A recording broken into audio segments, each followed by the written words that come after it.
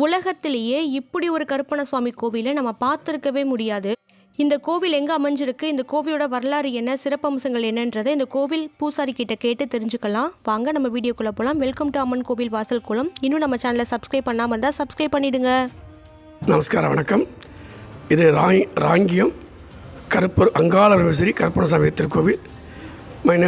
என்னோட பேர் முத்து கணபதி பூசாரி. இந்த கோயிலுடைய தலைமை பூசாரி நான் தான். இந்த கோயில் பாரம்பரியம் உள்ள கோவில். ஒரு சிலர் 8ஆம் நூற்றாண்டுங்கிறாங்க, ஒரு சிலர் 3ஆம் நூற்றாண்டுங்கிறாங்க. மாணிக்கவாசர் காலம் எந்த நூற்றாண்டுன்னு பார்த்துக்க வேண்டியது. ஒரு சில குறிப்பில் 3ஆம் நூற்றாண்டு இருக்குது, சில குறிப்பில் 8ஆம் நூற்றாண்டு இருக்குது. மாணிக்கவாசர் காலத்தில் மாணிக்கவாசர் மதிலிருந்து குதிரை வாங்க சென்ற போது சிவபெருமானை பார்த்து அதில் அவர் திகைத்து போய் அந்த ஆவுடையாரை கட்டும்போது, ஆவுடையாரை கட்டி அப்படி இருக்கும்போது பாண்டிய மன்னன் மாணிக்கவாசரை தேடி அங்கே மந்திரி போது தேடி ஆள் விட்ட போது அவர் சிவபெருமானே நானே போய் மதுரை போயிட்டு வரேன்னு சொல்லி மதுரைக்கு இந்த ரூட்டில் வரார். சிவபெருமானே புறப்பட்டு வரார். அவர் முத குதிரையில் வர்றது இதுதான் ஃபஸ்ட்டு. மாணிக்கவாசருக்காக குதிரை எடுத்துக்கிட்டு நிறைய பரியாக்கிய கதை எல்லாருக்கும் தெரியும். நிறைய ஓடிட்டு குதிரையில் வரார். அப்படி வரும்போது இந்த ஊரில் தங்குறார். இந்த ராங்கியத்துக்கு முதல் உள்ள பேர் ராசசிங்க மங்கலம் என்ற பேர். அது இங்கே தங்குறார். இங்கே மரம், இந்த உரங்காப்புளி மரம், இதுதான் தலை விருட்சகம். இந்த மரத்தில் இந்த குதிரையை நிப்பாட்டிட்டு இரவானதுனால சிவபெருமானை இங்கே தங்கி சென்று வரலாறு. அதுக்கப்புறம் தான் மதுரை போகிறார். அப்போ சிவபெருமான் தங்கினால இந்த மரம் உறங்காமல் இருந்ததுனால இந்த மரத்துக்கு உறங்கா புலின்னு சாமி சிவபெருமான் தான் இதுக்கு பேர் வைக்கிறார். இந்த சாமிக்கு இந்த மரத்துக்கு தலை விருட்சமாகி பேர் வைக்கிறார். அதுக்கப்புறம் அவர் அங்கே போயிடுறார். இங்கே எங்களுடைய முன்னோர்கள் எப்படியும் இது எத்தனை தலைமுறைன்னு தெரியலை. எங்களுக்கு தெரிஞ்சது 15 தலைமுறைன்னு தெரியும். ஏன்னா 8ஆம் நூற்றாண்டு எந்த தலைமுறைன்னு தெரியல. அவங்க இங்கே இருந்து சில அருள் வாக்கெல்லாம் அந்த இறைவன்கிட்ட பெற்று இங்கே சில பிரச்சனைகள், இந்த கிராமத்தில் நிறைய பிரச்சனைகள் இருந்துச்சு. அது எந்த ரீதியாலும் சரியாக சொல்ல முடியாது, இப்போதைக்கு அது சரியாக வராது. ஆனால் அப்படி இருந்த பிரச்சனை காலத்தில் சிவபெருமான்கிட்ட அருள் பெற்று இங்கே உள்ள கிராமம் பெரிய ஊர். அந்த நேரத்தில் அந்த பிரச்சனையை எங்கள் முன்னோர்கள் இந்த இறைவனோட அருள் பெற்று அவங்க அட்டம சித்தி பெற்று இங்கே அந்த பிரச்சனையை தீர்த்து இந்த கோயிலை டெவலப் ஆகும்போது குதிரையில் ஏறி வந்த சிவபெருமான அவர் எங்கள் ஐயாவுக்கு நீ கருப்பராக வழிபடு அப்படின்னு சாமி சொல்லி இங்கே பெரிய கருப்பராக அவருக்கு சிவபெருமானை உட்கார்ந்ததுனால எங்கள் ராங்கியத்தில் மட்டும்தான் அமர்ந்த லோகம், உட்கார்ந்த லோகம். மற்ற எங்கேயுமே அவர் நின்றுட்டு தான் இருப்பார். அருவாவோ நின்றுட்டு இருப்பாரோ இல்லை குதிரையோ இருக்கும். இங்கே மட்டும் அவர் அமர்ந்த லோகம். அது சிவபெருமான் வந்ததாக அவர் உட்கார்ந்ததுக்காக அந்த அடையாளம். அதுக்கு பிறகு அவர் வரம் கொடுத்துட்டு போயிட்டார். அது பிறகு இந்த சிறப்பாக அது அப்படியே வந்துக்கிட்டே இருக்குது. இது அங்காளம்மன் மூலஸ்தானம். அங்காளம்மன் கோவில் கருவறை. அங்காளம்மன் கோவில் நந்தீஸ்வரர், பெரிய கருப்பர், சின்ன கருப்பர். சிவபெருமான் சொன்னதால பெரிய கருப்பர், சின்ன கருப்பர். அங்காளம்மன்னாவே வீரபத்திரர் இருப்பார். ஏன்னா அவங்க அந்த இதில் பிறந்தவங்க எல்லாம் வருது. வீரபத்திரர் காளி காட்டி இருக்கும்.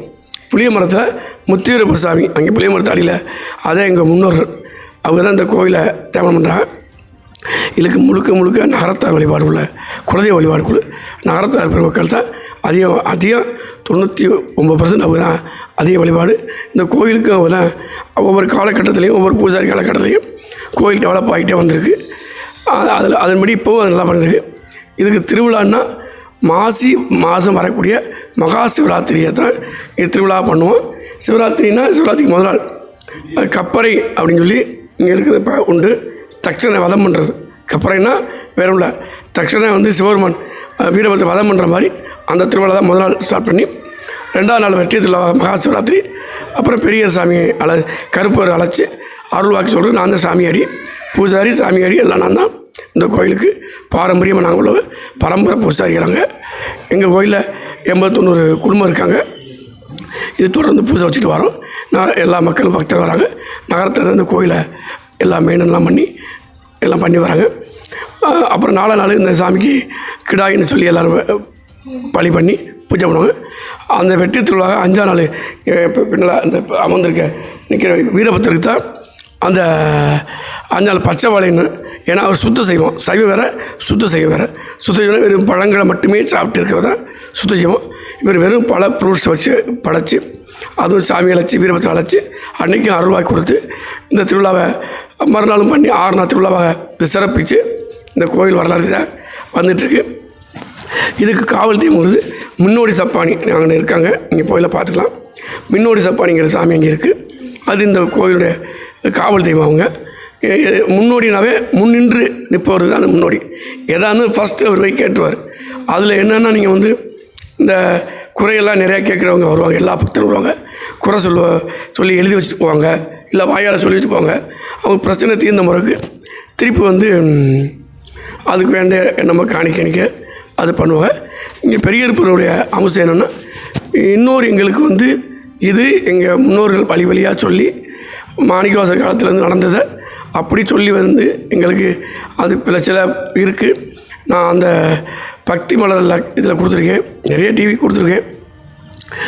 இன்னொன்று எங்களுக்கு செவி வழியாக வந்தது, ராமர் காலத்தில் ராமபுரான் லக்ஷ்மரை அழைச்சிக்கிட்டு ஆஞ்சநேய மூர்த்தி அழைச்சிக்கிட்டு இந்த பாதையில் வந்ததாக ராங்கி அப்போ இல்லை ராசசிங்கமங்கலத்தில் இந்த வழியில் வந்து இலங்கை போனதாக அப்படி ஒரு சொல்வெளி கேள்வி.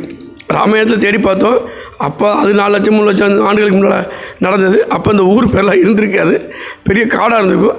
அவங்க வந்ததாக எங்களுக்கு ஒரு சொல்வெளி கேள்வி, அப்படி காதுவெளி செவிவெளி கேள்வியாக வந்துக்கிட்டே இருக்குது. தொடர்ந்து நாங்களும் எங்கள் பிள்ளைகளுக்கு அதை கடத்தியிருக்கோம். எங்கள் அப்பா எங்களுக்கு கடத்தினாங்க, எங்கள் தாப்புனார் பாட்டினார். அப்புறம் நாங்கள் எங்கள் பிள்ளைகளுக்கு அதை செவிலி கடத்தியிருக்கோம். அவர் வந்ததாக ராமர் லக்ஷ்மணன் ஆஞ்சநேயர் வந்ததாக வரலாறு. அதுக்கு என்ன ஆதாரம்னா, நம்ம கருப்பருக்கு பின்னால் ஆஞ்சநேயர் இருக்கார், சாமி ராமர் லக்ஷ்மணன் மாதிரி 2 பேர் இருக்காங்க. இதை கல் என்ன ஒரு சிறப்பு அப்படின்னா, முன்னால் 2 பிரமாண்டமான ஆஞ்சநேயர் இருக்கார். கடல் இருக்கு, கடல் அது திண்ணையில் கடல் பெருமான், இந்த பக்கத்து கடல், அந்த பக்கத்து ஆஞ்சநேயர் இருக்காங்க. அதுக்கு அது இந்த கருப்பனுடைய தூண்லேயே நான் இப்போ உங்கள்கிட்ட பார்த்துருப்பாங்க, இல்லை காட்டுவாங்க. இந்த தூண்லேயே அந்த 4 கால் தூணில் ஒரு தூணில் பெரிய கருப்பர் இருக்கார், ஒரு ஊரில் ஆஞ்சநேயர் இருக்கார், ஒன்றில் சிவன் வந்ததுக்காக கண்ணப்ப நாயக்கர் கண் வச்ச மாதிரி ஒரு இதில் இருக்கார். இதில் பெரிய அதிசயம், இந்த பெருமாள் வந்துட்டு போனதுக்கு அடையாளம் என்னென்னா, அந்த ராமபுரான் வந்துட்டு போனதுக்கு அடையாளம் என்னென்னா, கிருஷ்ணர் புல்லாங்குள்ள பிடிச்சபடி வச்சுருக்கார். அது இங்கே ரொம்ப அது பெரிய அதிசயம். அது கிருஷ்ண பெருமான், அதை நீங்கள் படமாக எடுத்து காட்டுங்க. கிருஷ்ண பெருமான் வந்து புல்லாங்குழல் பிடிச்சபடி அந்த தூணில் இருக்கார். இந்த இதெல்லாம் வந்து 500 ஆண்டுகளுக்கு முன்னால் கட்டப்பட்டது. அந்த இடம் மட்டும் 500 ஆண்டுகளுக்கு முன்னால் நகரத்தில் வந்து காவிரி பூமியில் வந்து அவங்க அங்கேருந்து மைக்ரேட் ஆகிறாங்க. இங்கே ஒரு மேட்டு பகுதிக்கு வரா, அங்கே அப்போ உள்ள சுனாமி பாதிக்கப்பட்டு அவங்க மைக்ரேட் ஆகி இங்கே வராங்க. சிவகங்கை புதுக்கோட்டை டிஸ்ட்ரிக்டை தேர்ந்தெடுத்து, அப்போ சிவகங்கை புதுக்கோட்டை இருந்திருக்க சமஸ்தானம் வந்திருக்கும். அப்போ வந்து குடியேறும்போது மேட்டு பகுதி இதெல்லாம் வரும்போது அப்போ அது கட்டப்படும் போது அவங்களுக்கு இது தெரிஞ்சு இந்த மாதிரி எங்கள் ஐயா பாட்டிகள் சொல்லி இது பெருமாள் வந்து வரலாறு உண்டு, ராமபுரான் வந்த வரலாறு உண்டுன்னு அந்த கிருஷ்ணர் சிலையாக அந்த தூளில் வடிச்சிருக்காரு. ரொம்ப அழகாக இருக்கும், பிரம்மாண்டமாக. அதை பார்க்கலாம். அப்புறம் இன்னொன்று இது சிவபெருமான் வந்ததுக்கு இன்னொரு என்ன அடையாளம்னா, இந்த புறவி எடுப்புங்கிறது இந்த நம்ம ஏரியாவில் தான் உண்டு. ஆவடையார்கோயிலேருந்து அறந்தாங்கி இப்படி வந்து இந்த புதுக்கோட்டை டிஸ்ட்ரிக்டில் பாதி, அப்புறம் மதுரை வரையும் அந்த புறவெடுப்புன்னு ஒரு திருவிழா உண்டு. புறவெடுப்புனா குதிரை எடுத்து தூக்கிட்டு வர, வேறு ஒன்றும் இல்லை. புறவினா குதிரையை தூக்கிட்டு வந்து அந்தந்த கோயில் இருப்பாங்க. ஏன் குதிரையை தூக்குறான்னா, குதிரையை நம்ம தூக்க வேண்டிய அவசியம் இல்லை. ஏன் நம்ம தூக்குறோம்னா, சிவபெருமான் வந்ததாக அது அருள். சிவபெருமான் அந்த குதிரையில் அவருக்கு வாகனம் வந்து காளையர் வாகனம் இருந்தாலும் அவர் வந்து வந்ததுக்காக ஆலயத்துக்காக நம்ம குதிரையை தூக்குறோம். இதை பார்த்திங்கன்னா பெரும்போது இன்னும் அங்கிட்டலாம் வட மாவட்டங்களில் இருக்காது, தென் மாவட்டங்களில் அதிகம் சிவன் இந்த புறவெடுப்பு ஆகணும். அதோடு மட்டும் இல்லாமல் குதிரை இறைவனுடைய வாகனம் எப்போவுமே முன்னால் தான் இருக்கும். எப்போவுமே எல்லா சாமியுடைய வாகனம் பூராமே மயில் வாகனம், காளை வாகனம், சிம்ம வாகனம், எல்லா வாகனமும் ஃப்ரண்டில் இருக்கும். அது மாதிரி இங்கே 2 குதிரை பிரமாண்டமான சிவன் குதிரை சொல்லுவாங்க இருக்குது. ஆனாலும் சிவபெருமான் வந்த குதிரை இறைவன் பக்கத்திலே பின்னால், இது எங்கேயுமே இருக்காது. கோயில் கால் தூக்குற மாதிரி கோயிலுக்குள்ளே நீங்கள் அதை நல்லா காட்ட சொல்கிறோம். அது வந்து நீங்கள் இது ஒரு பெரிய பிறந்த அடையாளம் உள்ளே இருக்குது.